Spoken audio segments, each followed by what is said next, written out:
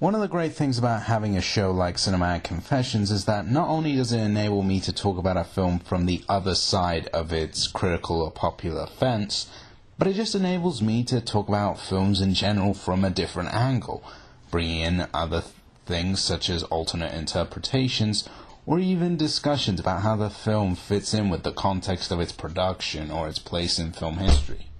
Just a while ago I did it with The Words and talked about how it's very much a byproduct of the whole film festival, film contest kind of system. Exorcist is sort of a different beast altogether, no pun intended. It is often lauded as the, if not one of the scariest films ever made in the entire history of the medium. And well, I still believe it does deserve that title, but not for obvious reasons. I mean, nowadays, Reagan is more laughable than scary, mainly thanks to South Park milking the whole kids swearing and saying bad things kind of trope. And so it's impossible to go back to this without thinking that on some level. I mean, it's like going back to Halloween or Friday the 13th after all that Scream and Scary Movie did. You just can't quite take it seriously, can you? But for me, why I believe the film is still scary, at least on an intellectual level anyway, is the fact that, strangely, for a story that's really drenched in demons and faith and religion, I believe the scariest part of it all is the fact that there's allegory here for how mental illness was treated at the time.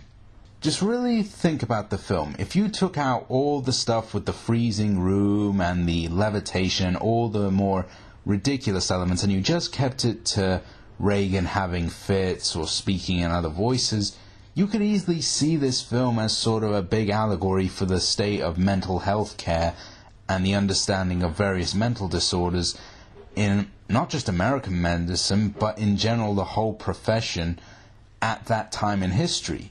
Being someone who has, because of personal experiences, versed himself in the history of psychology and different mental disorders, it's kind of frightening how close a lot of this is to how, once upon a time, a lot of these disorders were viewed and treated, often resorting to slightly harsher, more extreme methods, such as electroshock, rather than really sitting down with the child and really getting to understand them.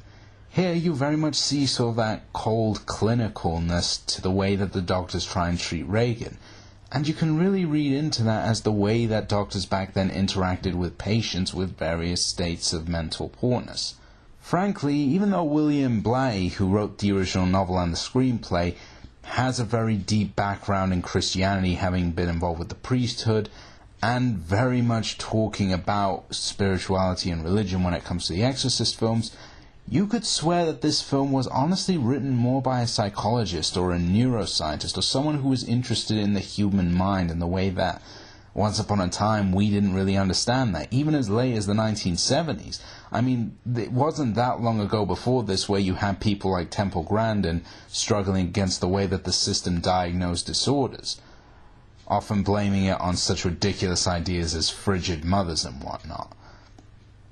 And here you can see traces of that in the way that the doctors try and treat her, and even suggest that in part maybe her parent, her mother, is part of the problem. And of course, what does her mother do? She gets really upset about that. And can you blame her? A lot of parents at that time were very often blamed for their kids being born with all sorts of problems because they felt, oh, you were too frigid, oh, you did this and that during pregnancy, when nowadays we know that's just not the case.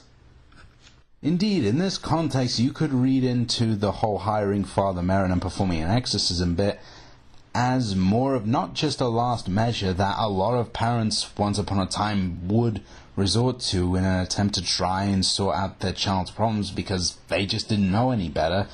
But you can also see this as sort of the kind of quack cures and bizarre methods that doctors would once use to try and treat people with all sorts of mental problems. Let's not forget that once upon a time in medical history, people believed you could take out the quote-unquote evils of the mind by literally drilling a hole into someone's head. Seriously, go pick up any medieval history book. You'll see it for yourself. And even as late as the 60s and 70s, you look back at the story of people like Temple Grandin, and back then people had all sorts of ridiculous ideas for how to treat it. The most easy option being just chuck the child in a home and call it a day. Because, that's how you solve a problem, by doing nothing and pushing it to one side. And that's very much the kind of feel that I personally get from The Exorcist, really. It's more frightening because once upon a time, even though there weren't demons per se, there were demons in a very metaphoric sense. Demons of the lack of knowledge, of not understanding the human mind, of parents being way out of their depth, and the doctors not being of much help. And you can see that in what Regan and her mother go through here. Of course, in the end, it's all supernatural anyway, but up until about the third act or so, you can really see this as just being a straightforward psychological allegory. Sort of a darker alternative to the way films like Rain Man would portray mental disorders.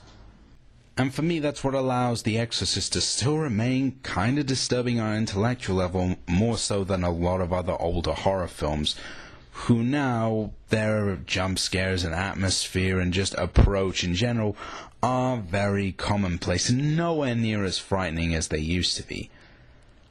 But Exorcist, strangely, I believe has maintained relevance because its horror transcends just boo scary monster or boo crazy girl. It's also tapping into a very big reality in recent human history, which is our journey to understanding the mind and how it works. Suddenly, Regan doesn't seem so funny, does she?